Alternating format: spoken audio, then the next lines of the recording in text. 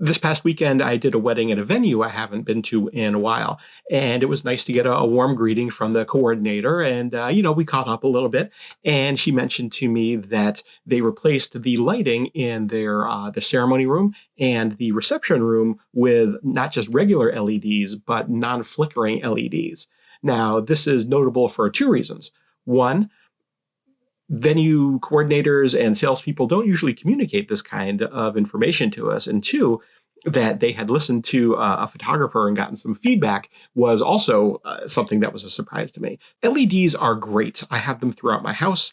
They use way less power than traditional incandescents and whatever other power saving light bulbs that they have in most fixtures. They are daylight balanced, which is fine because that goes well with our flashes. The tungsten lighting that you see in a lot of churches, you have to color correct, change your white balance, it's a whole thing. Those flicker as well. And if you're not familiar with this concept, I don't notice it in the moment, and your eye certainly doesn't see it. But these LEDs, they're not a constant light source like traditional incandescent bulbs are. They look like they are, but they flicker. And there's a lot of technical reasons for this. I tried looking it up. It's a bit over my head, so I'm not even going to try to explain it.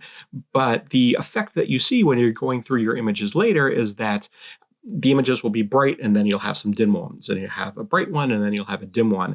And it's kind of frustrating to go through them knowing that you're going to have to raise the exposure on a few of these images to compensate for the lights that flicker. So the old school incandescent bulbs, they were just a steady light source, but some of the newer, more energy efficient bulbs, they cycle. They go higher power, lower power, higher power, lower power. And the cameras pick this up. It's not something we see with our eyes, but the camera will pick that up. Now, as a photographer, I'm supposed to just look out for this stuff and just kind of know that it's there. And I always forget about it. I know this is a thing. I always forget about it. So it's helpful to have a venue say, hey, we listened to photographers, and now we have new non-flickering LEDs. I'm using a Canon R5, which has an anti-flicker setting. If I'm at a venue where I know this has been an issue before, I might remember to turn it on. But if it's a venue that I haven't been to before, or someplace that might have just changed out their lighting fixtures, I wouldn't know that the LEDs are going to cycle like that. So I won't know it until I get back later and start going through the images, and it's just a little frustrating. That a venue is going to go out of its way specifically to accommodate photographers, and one thinks the images from those venues would look a little bit better because of it, my hat's off to them. I've never had a conversation with a venue about their light sources. It's just something I work with. Never really occurred to me to mention it to anybody, but that someone is going to pay attention to that level of detail from a venue, that is fantastic. And as a photographer, I really appreciate that kind of thing. I'm not saying all venues need to do that, but it wouldn't hurt.